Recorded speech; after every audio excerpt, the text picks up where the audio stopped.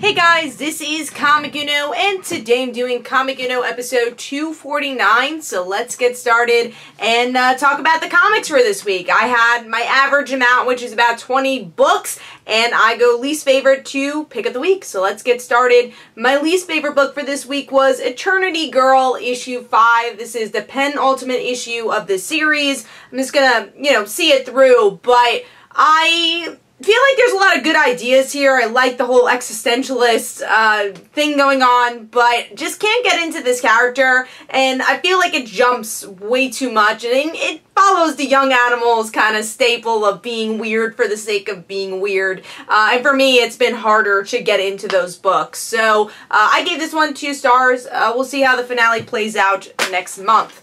Now moving on to number 19, which is Little Girl, issue 1. This is from Devil Do, and I picked this up. I'm a big Pat Shan fan, but also just couldn't get into this issue in particular. Felt a little one-shotty to me. We get to see this couple. One of the guys is cheating on her, and this little girl ends up killing this woman. Again, that feels like a cool horror one-shot you would see from Tales of Terror, but I don't know where that's going to go as a series. So overall, I gave this one 2.5 stars. Now, moving on to number 18, a book I was really disappointed with this week, and that is Betrothed, issue 5. Overall, I've liked this Aftershock book, but finding out that this was the ending, I did not like this. It was really rushed. We get to see our 2 main characters fall in love, like, snap of 2 fingers, and I just wanted to see their relationship a little bit more. I understand that they're destined for each other, so that's why their love, I guess, kind of happens here. But I wanted that build-up to be a little better. Even the final battle felt rushed. It all just felt like, oh, we gotta end the issue now, but we actually needed about 20 issues to finish this run. So, was very disappointed, but I did like the idea of seeing the battle happening in the school. That's one thing I really liked, was the balance between this, supernatural fantasy world, bringing it to the world we know. And I enjoyed that. We get to see students kind of play the Buffy season 3 finale, where they're all kind of fighting the villain together, even if they weren't part of it. So I enjoyed that aspect, but was fully disappointed with a lot of the character story here, and I didn't feel like this was a great finale for me. So gave this one 2.5 stars. Artwork was good though. Like I said, I like the play on fantasy and real world with this book, and it's portrayed through the artwork as well. Now moving on to number 17, which is Hunt for Wolverine, the Adamantium Agenda, issue 3. And for me, I just felt like this is a little bit more of a filler issue. We get to see a little bit of Tony and Wolverine post-Civil War. They have a conversation, and the rest of it is finding out about the villain and them collecting everyone's genes. I want a little bit more Wolverine here. That's the one thing that's really been missing from all these miniseries, has been, where the hell is Wolverine? So I did like the artwork though. I still like this series, probably my favorite out of all the miniseries, but Mystery of Madripoor is close as well. So overall, I gave this one 3 stars. Just kind of felt like a filler issue. We'll see how it ends, I think, next issue. So moving on to number 16, which is Xena, the Warrior Princess, issue 6. We do have a new creative team here. I don't know if it's a new artist, but we definitely have a new writer, and I believe this is the same writer who did the last Charm series, so she's worked for Dynamite before. But with this issue, it spent a lot of time on the villain, this Oracle-type villain, and not enough on Xena and Gabrielle, which I really liked in the previous run, and why I, picked this up as someone who's never watched Xena, and this kind of felt more of like the lost episodes that I felt in the previous run. We got a lot more character work than we did here. So Xena issue 6 gets 3 stars. We'll see where this one goes. Still be on my pull list for a while, but always Gabrielle is the shining star for this issue. I like her personality a lot from the little moments we do get to see here. Alright, moving on to number 15, which is Titans, issue 23. Felt a little cluttered to me because of the back and forth with Miss Martian. having the mind link, and you're seeing some stuff that didn't happen, some stuff that are in people's mind, and it's just trying to show a teen dynamic. That's really all the issue is. It's a pretty good setup. Artwork is good. Some of the facial expressions are a little off for me, but overall, I think that could improve as the series goes on. Definitely gave me enough to want to pick up more as a fan of these characters and this title, but there wasn't anything that really surprised me or made me want to really pick up the next issue and be waiting for the next issue. Kind of by the numbers for me. So I gave that one 3 stars. Moving on to number 14, which is The Amazing Spider-Man Renew Your Vows, issue 21. Just a book that's always been in the middle for me, especially because of the artwork. It just doesn't feel top tier at all. Very bulky for me. Don't really like the colors much. But the story is pretty good here. I like that they're bringing in the clone story, that Annie might have her own clone. It's very Spider-Girl. But I like the way Peter and MJ are dealing with it, how Normie's involved, I thought was interesting. So it's a pretty good story, probably one of the better stories we've seen from the series in a while, but the artwork for me really drags it down. So The Amazing Spider-Man issue 21 gets 3 stars. Moving on to number 13, which is Incredibles 2, Crisis in Midlife and Other Stories Part 1, issue 1. That is a long title. I love that it says "and other stories." Couldn't it just be Crisis in Midlife? I don't know why we need "and other stories" in the title. But I like the stories. You know, it's a post-Incredibles 2 world, which I like. I like getting stories that are not in between the movie, because how much can you say with that?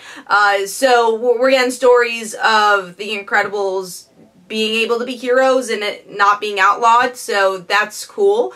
But I don't really like how the stories are separated. Most of them are to be continued, and then you go into another story, and then I'm curious, why didn't you just finish the story with this issue and then tell that other story in the next one?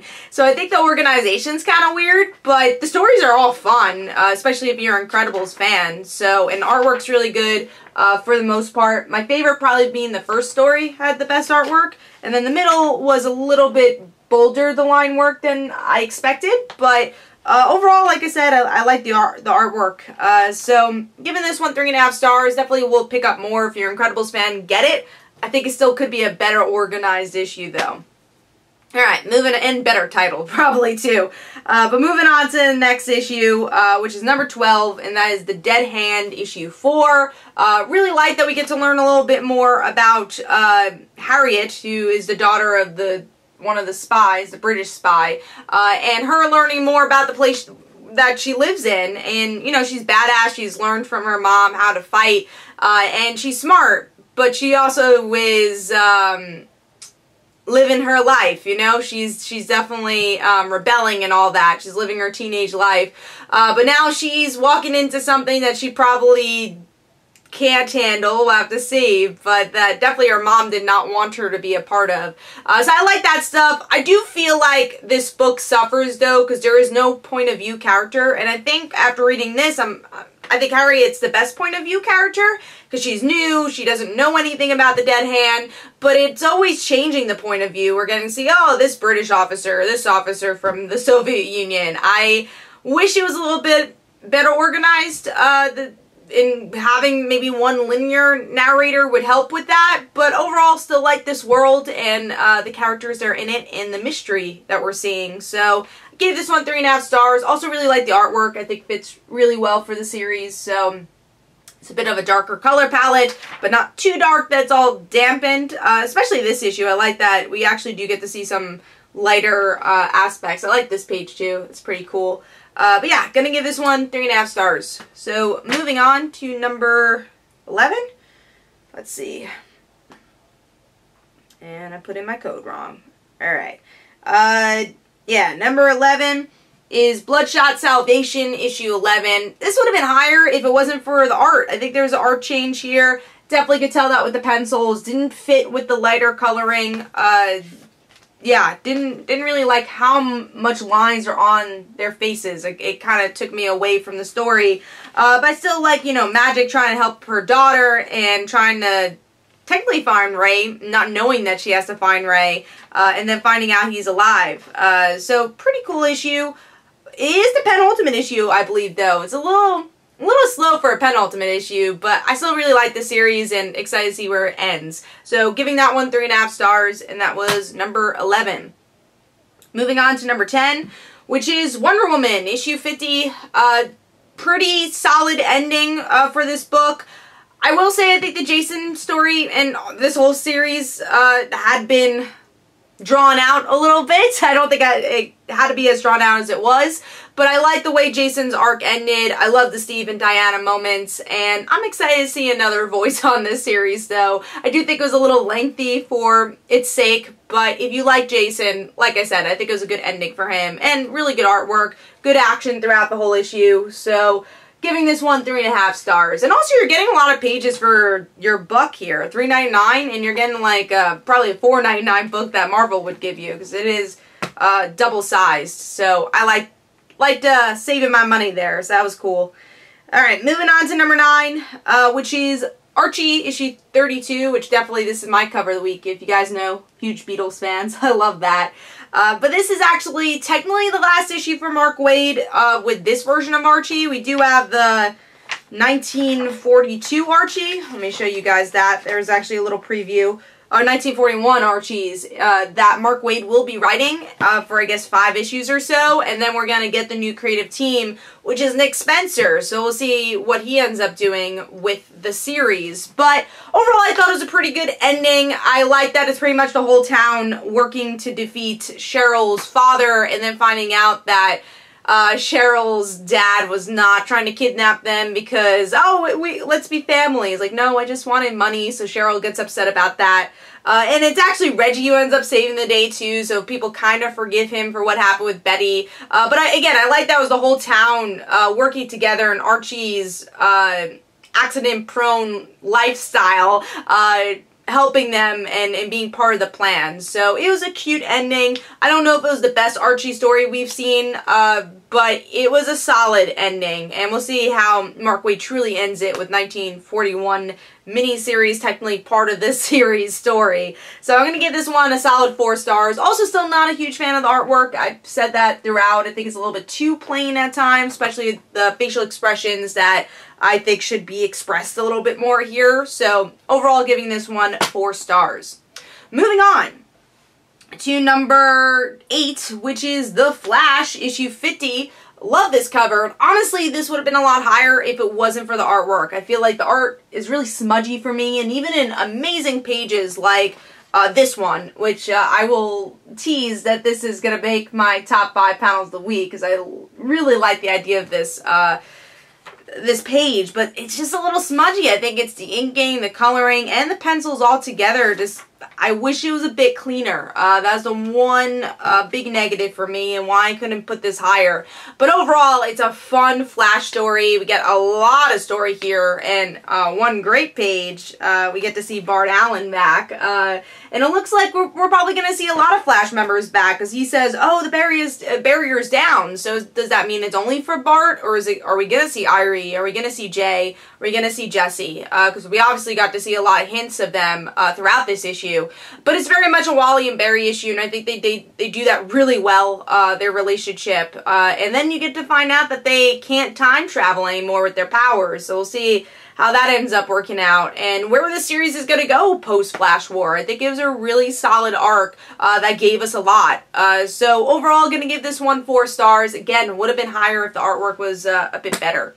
Now, I think there's a fly in front of me. Sorry about that. Next up is number 7, which is Detective Comics issue 984. I just thought this was a super solid issue that plays with Tynion's run, and seeing a lot from his run, but still doing its own thing, building the Outsiders, making Black Lightning the leader. And we get to see Cassandra part of this. We get a lot of Cassandra in this issue, but it's just building that up, and then Batman saying, hey, the reason I'm doing that is because I have to work alone again. I can't have these people in my life. So yeah, it was a solid issue for me. I like the artwork for the most part. Over here, I think there's some times where it's soft, but I do like the art, and I like seeing Black Lightning. I think he's a cool part of this, and just seeing the Outsiders again has been fun, and it's just a really solid setup issue in a lot of ways. So Overall, I gave Detective Comics issue 984 4 stars. And that was number 7. Moving on to number 6, really liked this issue, and that was Sideways issue 6. But once again, the artwork kind of takes away from it. It felt a little rushed. I felt like the facial expressions weren't as strong as it usually is. A lot of lines on the face that we get to see here. Just didn't like the artwork as much, but the coloring makes it feel like what it usually does. But, yeah, this issue makes it by the end, because we get to see kind of this, not generic issue, but it's like, alright, Derek is running away from his mom. I mean, we've seen these stories before, teen stories, but then we find out in the end that now's the wrong decision because his mom finds out that he's sideways and that company kills her. So Derek is definitely going to have that superhero guilt that we've seen a lot in origin stories for superheroes, which is what this series does well. It does well and doesn't do well, because sometimes it feels really cliche, the series, but then it plays off of the tropes that we know and love, and in these type of moments it kind of becomes its own. So I enjoyed this issue a lot. Probably would have made my top 5 if the artwork was a little cleaner. So Sideways issue 6 gets 4 stars, and that is number 6. That was a lot of 6s in that one. But let's move on to number 5, which is Superman issue 1, which I will say I lowered my rating a little bit from my review. I gave it 4.5 stars, but I think after I read a lot more issues, I ended up giving this one 4 stars. And also, people mentioned about the Martian Manhunter scene. I agreed that kind of felt out of place and out of character for him, so went a little bit to 4 stars. Let me make sure I fixed it in my thing. Yeah, I did. But the artwork is so gorgeous, which is why it was so hard to, like, do I want to give it 4.5? Do I want to give it 4? Because the artwork's so good, and the setup's really good, and I like, it's just Clark trying to deal with his son and wife being gone, and still having to deal with being part of the Justice League and doing all this stuff. The ending's a little rushed, though. The Phantom Zone, Earth is part of the Phantom Zone. I'm like, oh, okay, that was sudden. Kind of wish there was a bit more of a lead up there. But I thought this was a really solid first issue, and in the way to do a first issue. So I'm excited to see where it goes. I'm giving Superman issue 1 4 stars, and that is number 5. Moving on to number 4, which is Nancy Drew, issue 2. Still really enjoying this series. I love the art style for this book. Feels modern, really like the style for everybody. And I love the voices of all the characters here. The supporting characters, like the Hardy Boys and George. And then Nancy kind of doing her own thing, because that's Nancy. She's trying to follow the clues and not telling everybody completely what's going on. And her friends are worried about that. And Nancy kind of has this new love interest that she finds out is the one who gives her the note and has kind of been jealous of her the whole time. But it looks like they're going to be teaming up to kind of figure out this mystery of who's been killing off people that's connected to his mother's death, possibly, and Nancy's mother's death. So, really love Nancy's voice here. I love what Thompson's been doing, and it's just such a great series so far. I've really enjoyed these first 2 issues. So, Nancy Drew, issue 2, gets 4.5 stars for me, and that is number 4. Moving on to number 3, which is Miss Marvel, issue 32, and I dropped one of my comics. Yeah, issue 32. This was such a fun issue, because we get back to basics with this series, where Miss Marvel, Kamala's hanging out with Bruno again. They're trying to figure out their relationship, saying Bruno does not want to be a sidekick, but of course still wants to be involved. So he uses his science skills to try to figure out Miss Marvel's powers a little bit more. It's like, is it like the Pym particles? Is it like this? And he's trying to figure it out, and he screws up everything, and Miss Marvel feels like day one again. She can't control her powers, and I love that. It's again, we get to see that this is back to the basics, because Bruno and Kamala are hanging out and working together, but then it's truly back to basics because Kamala can't even handle her powers. And then you get to see fun moments like Shocker just being the villain, thinking he won because Kamala can't control her powers, and she shrieks, is like, I won? Yay! You know, so it's just a fun issue, and if you miss old school Miss Marvel, definitely pick this one up. So I gave this 4.5 stars. As always, Nico Leon, I think, is the perfect fit for Miss Marvel. Ian Herring's coloring has always been the perfect fit for Miss Marvel, so been enjoying the art team as well. Moving on to number 2, which is X-23 issue 1, which I should be getting the printed copy of this soon. But yeah, this issue was a really well done continuation from Tom Taylor's run, especially Gabby.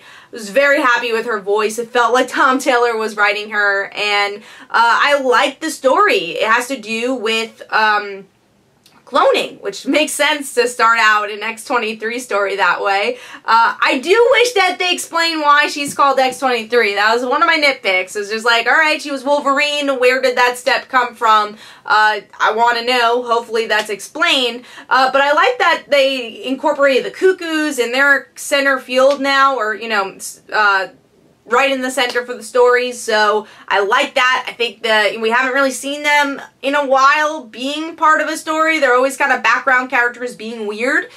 So I like that they connected that clone aspect to Laura's story and the way she talks about her birthday. So we'll see where that ends up going, but I enjoyed this issue a lot. Really like the personality Mariko Tamaki puts in, and then Cable, who's doing the artwork, has worked on all new Wolverine, so it doesn't feel like jarring at all with the creative team shifting. So overall, I gave this 4.5 stars, enjoyed it, and can't wait to see more.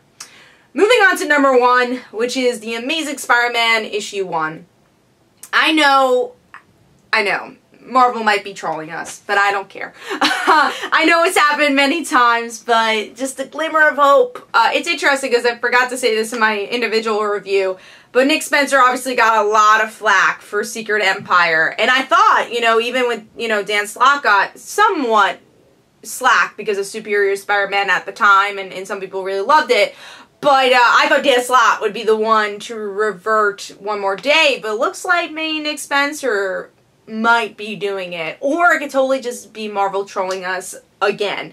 I don't know, but I really enjoyed this issue. I like Nick Spencer's voice on the character. I really like the balance between Spider-Man and Peter Parker. I like that all the supporting characters we know and love are involved, but we get to see some new supporting characters too, like Boomerang being Peter's roommate, and then you get the classic Peter Parker luck playing throughout this issue where he loses his job because of Otto's graduate school. He plagiarized, and I thought that was a nice way to use the Superior Spider-Man story in a new way.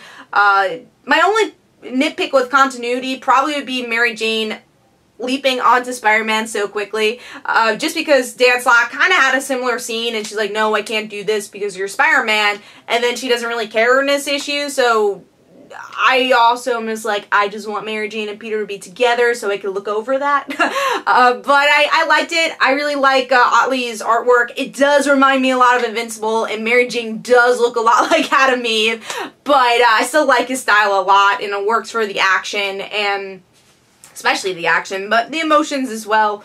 So overall, I really enjoyed this issue, and it gave me a good setup for wanting more, so I gave this 4.5 stars. Hopefully you guys enjoyed. This is Comic Uno. Don't forget to follow me on Twitter. Don't forget to like my Facebook page. Also, description below, there are links for my comic book, Like Father, Like Daughter, and don't forget to like the Facebook page of Like Father, Like Daughter, and I'll see you guys later.